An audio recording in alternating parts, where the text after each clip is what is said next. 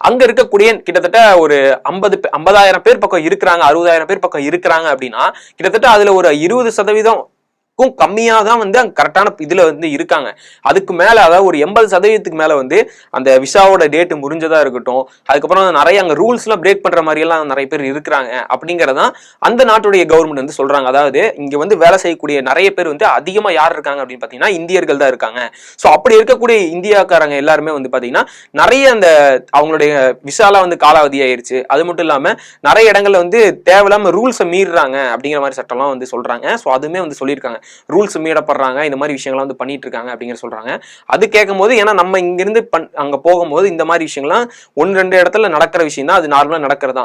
இது மட்டும் இல்லாம தேவையில்லாம இங்க இப்ப நம்ம ஊர்ல பண்ற மாதிரி எச்சிய ரோட்ல துப்புறது, இந்த மாதிரி பான் பிராக் அந்த மாதிரி விஷயங்கள்லாம் யூஸ் பண்ணி கீழே துப்புறது, இந்த மாதிரி விஷயம் எல்லாம் மற்ற நாடுகள்ல பண்ணி அதை சோசியல் மீடியா எல்லாம் போஸ்ட் பண்ணிட்டு இருக்கிற வீடியோஸ்லாம் நம்ம ரீசெண்ட் டேஸ்ல பார்த்திருப்போம். இது துபாயிலுமே வந்து நடந்துட்டு இருக்கு. கிட்டத்தட்ட இந்த 5 வருஷமா வந்து அதிக அளவுல வந்து நடக்குது அப்படிங்கிற சொல்லியிருக்காங்க.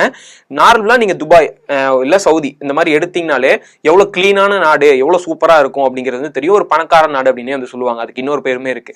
அந்த நாடு அவ்வளவு கிளீனா இருக்கிற நாட்டுல போய் இந்த மாதிரி எச்சி துப்புறது, இந்த மாதிரி விஷயங்கள் நம்ம நாட்டுல பண்ற மாதிரி அங்கெல்லாம் போய் பண்ணும்போது அங்க இருக்கிறவங்க வந்து கோவப்படுறது நியாயமான விஷயமா தான் இருக்கு. ஏன்னா வேற ஊர்ல இருந்து வந்து இங்க வேலைக்காக வந்திருக்காங்க, இங்க வர இடத்துல இந்த மாதிரிலாம் வந்து பண்றாங்களே அப்படிங்கிற அவங்களுக்கு ஒரு கடுப்பு ஒண்ணு இருக்கும்.